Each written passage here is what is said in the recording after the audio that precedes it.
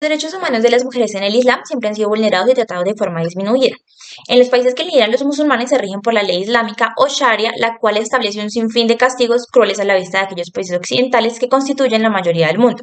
Sin embargo, no es menos importante recordar que en agosto de 1990 la 19ª Conferencia Islámica en la ciudad del Cairo promulgó la Declaración Islámica de los Derechos Humanos con la pretensión de construirse como una alternativa de la Declaración Universal de los Derechos Humanos de la ONU proclamada esta en 1948.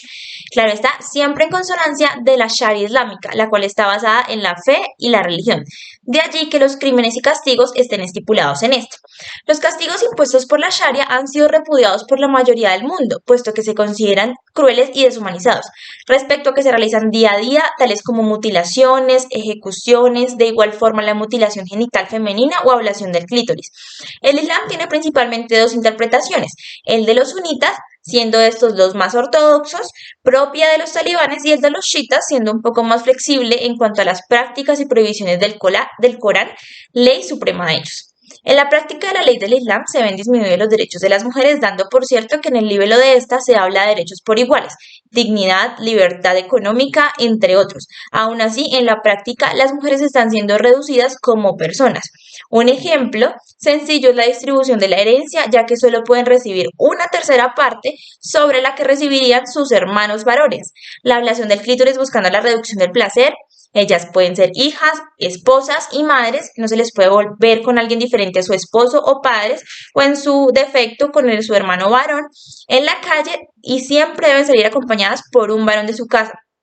En cuanto al matrimonio, los hombres deben pagar una dote por la mujer que desean para ser su esposa y ésta no tiene derecho a decir que no. Las lapidaciones por causas inherentes a la persona que se consideran pecado y falta de la Sharia. Es importante acá recordar que luego de la Segunda Guerra Mundial, tras la barbarie vivida y con la creación de la ONU, las potencias aliadas firmaron un pacto en el que declararon 30 derechos humanos básicos, estableciendo un régimen de derecho y convirtiéndose en la Declaración Universal de Derechos Humanos y aprobada por la Asamblea General de la ONU. Unida a ella, el Pacto Internacional de Derechos Civiles y Políticos y el Pacto Internacional de Derechos Económicos, Sociales y Culturales, nace la Carta Internacional de Derechos Humanos, base de protección en el mundo. La ONU define los derechos humanos como derechos inherentes, sin distinción alguna, de nacionalidad, lugar de residencia, sexo, origen nacional o étnico, color, religión, lengua o cualquier otra condición, siendo inalienables, interdependientes, indivisibles, iguales, no discriminatorios, universales, entre otros.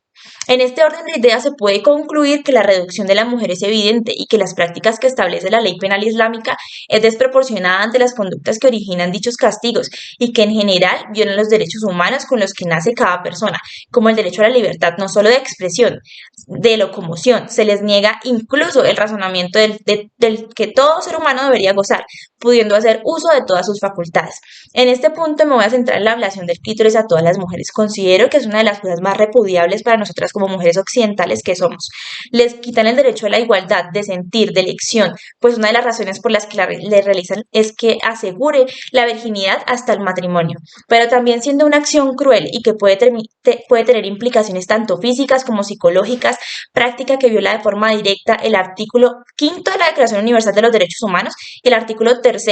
del mismo estatuto, pues el primero se refiere a que ninguna persona debe ser sometida a ningún tipo de tortura o trato cruel, y el artículo 3 habla sobre la libertad y la seguridad de la persona, y esa libertad también incluye la sexualidad.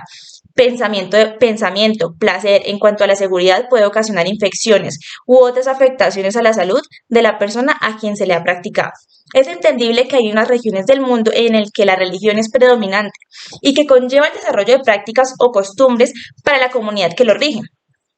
pero siempre desde el punto de vista humano, siempre que no se violen las garantías mínimas que tiene el ser humano. Y en este caso son cantidad de derechos inherentes los que se flagelan en su mayoría a la mujer, no siendo esta la única.